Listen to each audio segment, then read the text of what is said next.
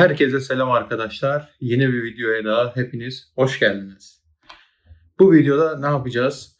Bu videoda şöyle bir şey yapacağız. Tek ışık kaynağı kullanarak ürün fotoğrafçılığında hani böyle gölgeler, sert ışık vesaire bunları kullanarak yaratıcı ürün fotoğrafları nasıl çekilir bunun üzerine gideceğiz. Daha önceki videolarda genellikle ışığımızı hep yumuşatmak gerektiğini, hep yumuşak ışık kullandığımızda daha etkileyici fotoğraflar çekilebileceğinden bahsetmiştik.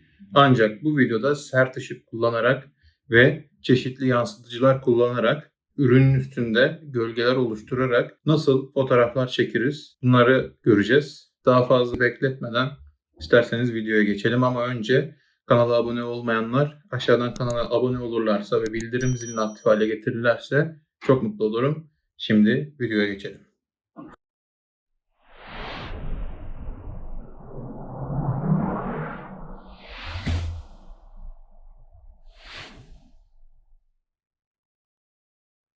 Evet arkadaşlar, çekimimize geldik. Burada bugün biraz önce de söylediğim gibi tek ışık kaynağı kullanacağız. Burada 200 wattlık bir sabit ışığımız var. Önüne de ben bir tane çanak taktım. Bu çanağı takmamın sebebi de ışığı çok fazla yaymamak ve daha lokal bir ışık sağlamak için. Buradaki işin esprisi şu. Burada görüyorsunuz böyle birkaç tane yansıtıcı kartonlar var. Bunları kullanarak aslında böyle gölgeler yaratıp gölge oyunları ile daha yaratıcı bir fotoğraf çekmek. Şimdi ilk önce ürünümüz burada. Ürünümüzü iyice temizleyip buraya koyduk. Işığımızı açalım. Işığımızı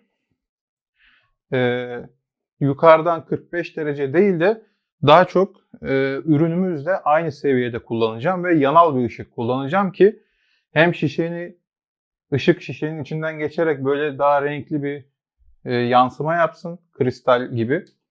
Hem de gölgeleri istediğimiz gibi kontrol edebilmek adına. Şimdi ışığımı ben biraz alçaltacağım. Şöyle biraz da daha arkaya alacağım. Bu fotoğrafı elimizle çekeceğiz. Tripod kullanmayacağız. Oraya da geleceğim. Ve tam karşıdan bir açı değil, hafif yukarıdan hem kapağı görüp hem ürünün kendisini görecek bir açı çekeceğiz. Şimdi ilk önce şunu bir kenara koyalım. Şöyle aslında arka plan oluşturacak bu siyahlar bize. Şöyle. Burada da sanırım görüyorsunuz. Aynen.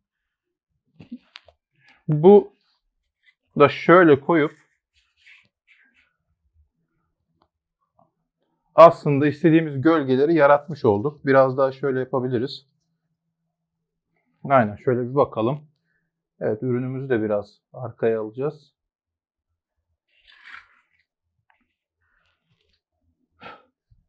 Ve ürünümüzün kapağı şöyle göstereyim. Daha altın varaklı mı derler artık. Neyse, yansıyan yine bir kapak var. Bunun yansımalarını da gidereceğiz. Ama ilk önce bir deneme test çekimimizi yapalım. En azından nerede, nasıl bir şekilde görünüyor ona bir bakalım. Ayarımız şu anda 1/160 ve diyaframımız f5.6'da. Evet, şöyle bir çekelim. Şimdi ben vizörden baktığımda kapaktaki yansımayı giderebilmek adına gölgeyi de bozmayacak şekilde şunu şöyle biraz geriye aldım. Aynen. Bir çekiyorum. Evet. Aslında yansıma, yani şu zemine vermek istediğimiz yansıma yerinde. Ama kapakla alakalı bir problemimiz var. Onu da şöyle yaptığımızda yine bu şekilde oynayarak istediğiniz yansımaları elde edebilirsiniz. Ve önünüzdeki kapağın ön tarafındaki de yansımayı yine bu şekilde şu elimde görmüş olduğunuz beyaz yüzeyli herhangi bir şey kullanabilirsiniz. Hiç problem değil. Yine çek olduğum açıdan bakıyorum. Ve şöyle yerleştireceğim. Evet. Şu anda aslında makineden bakmadan bütün ışık ayarlarını, yani ürünü tam karşılayacak şekilde, işte yansımalar olsun, ürünün iyi aydınlanması olsun, bu şekilde siz tabii ki sabit ışık kullandığınızda yapabilirsiniz. Şimdi ikinci fotoğrafımı çekeyim. Evet. Siz de şu anda görüyorsunuz. Kapaktaki iki fotoğrafı da koydum. Kapaktaki farklılıkları görmek adına.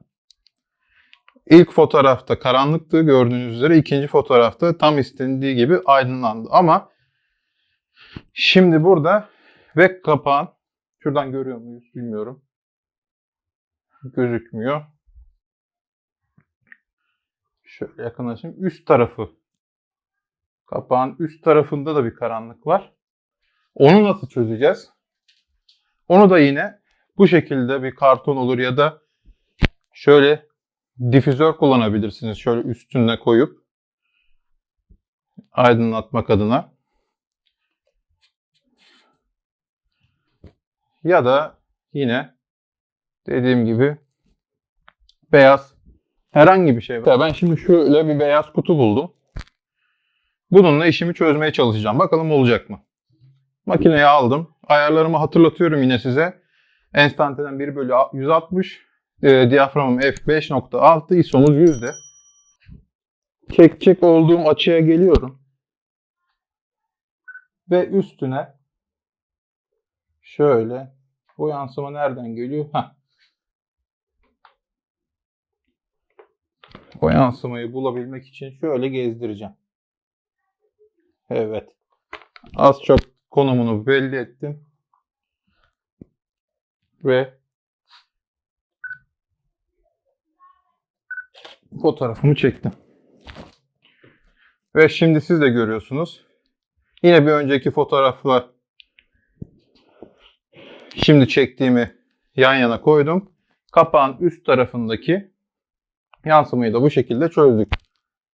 Aslında bir yaratıcı olarak bir ürün fotoğrafı çekmek için çok büyük ekipmanlara gerek yok. Aslında benim çektiğim videolarda anlatmak istediğim temel amaç da bu. Hani elinizde yine ufak çaplı bir ışık olur, bir tepe flaşı olur. Işığı kullanmayı, ışığı yönetmeyi öğrendikten sonra aslında çok da yaratıcı fotoğraflar çekilebilir. Ve ben birkaç tane daha fotoğraf çekip bu çekimimi tamamlıyorum.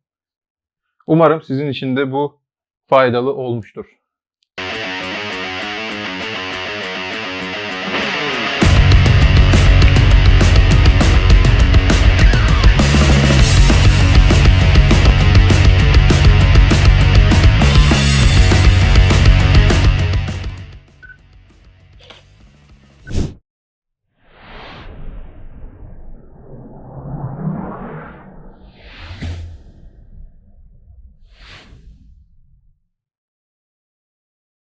Evet arkadaşlar, fotoğraflarımızı çektik. Umarım sizler için bu video faydalı olmuştur.